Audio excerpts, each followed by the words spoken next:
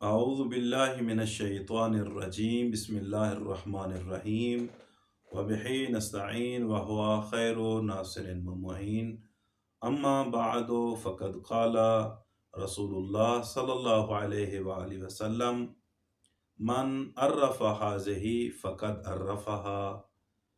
پیغمبر گرامی اسلام سے ایک روایت منقول ہے کہ ایک دن اللہ کے رسول گھر سے باہر نکل رہے تھے تو ان کے ہاتھ میں سیدہ فاطمہ سلام اللہ علیہا کا ہاتھ تھا، یعنی پیغمبر گرامی اسلام سیدہ فاطمہ سلام اللہ علیہا کا ہاتھ تھامے ہوئے دروازے پہ آتے ہیں اور فرماتے ہیں کہ من عرفہا ہذہ، جو میری بیٹی فاطمہ کو جانتا ہے فقد عرفہا، وہ تو جانتا ہے، اور جو نہیں جانتا وہ جان لے کہ یہ فاطمہ، یہ میری بیٹی فاطمہ ہے۔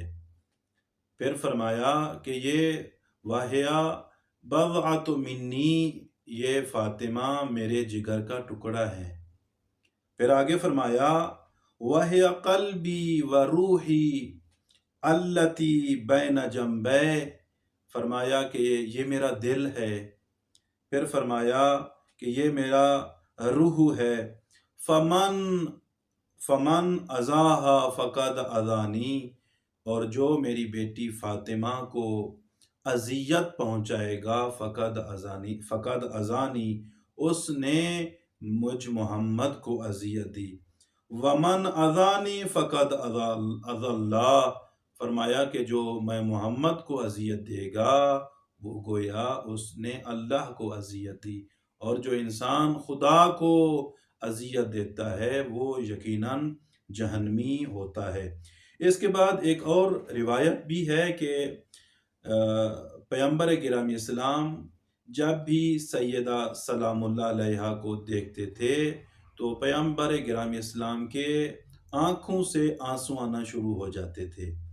کسی نے سوال کیا، یا رسول اللہ، آپ فاطمہ کو دیکھتے ہیں تو آپ کے آنکھوں سے آنسو جاری ہو جاتے ہیں، وجہ کیا ہے؟ تو پیغمبر گرامی اسلام نے ارشاد فرمایا کہ میں اس حق پہ رو رہا ہوں جو میرے جانے کے بعد میری بیٹی سے چھین لیا جائے گا۔ پھر فرمایا میں اس ہجوم پہ رو رہا ہوں جو میرے جانے کے بعد مسلمان میرے دروازے کے اوپر، یعنی فاطمہ سلام اللہ علیہا کے دروازے کے اوپر ہجوم لے کر آئیں گے اور آ کر دروازے کو آگ لگا دیں، مجھے اس ہجوم پہ رونا آ رہا ہے۔ کہ دیکھیں پیغمبر گرامی اسلام کتنا ہی سیدہ کے ساتھ محبت کرتے تھے، اور فرماتے ہیں کہ میں اس حق کے اوپر بھی رونا آتا ہے کہ جو مسلمان میری بیٹی کا حق کو غصب کر لیں گے۔ تو کاش مسلمان پیغمبر گرامی اسلام کے اسی بات کو پہچان لیتے، جان لیتے کہ جب سیدہ کا ہاتھ پکڑ کر لوگوں کو فرماتے تھے کہ یہ میری بیٹی فاطمہ ہے، جو جانتا ہے تو جانتا ہے، جو نہیں جانتا وہ جان لے، فَهِيَ بَضْعَةٌ مِّنِّي، یہ فاطمہ میرے جگر کا ٹکڑا ہے۔ کاش مسلمان سیدہ کو پہچان لیتے، سیدہ کے اوپر اتنی مصیبتیں نہ آتی۔ کس دروازے کو مسلمانوں نے آگ لگائی ہے؟ اس دروازے کو آگ لگائی ہے جس دروازے کے اوپر جب بھی اللہ کا نبی دروازے پہ آتا تھا تو آیت تطہیر کی تلاوت کرتا تھا، اسی دروازے کو مسلمانوں نے حیا بھی نہ کیا۔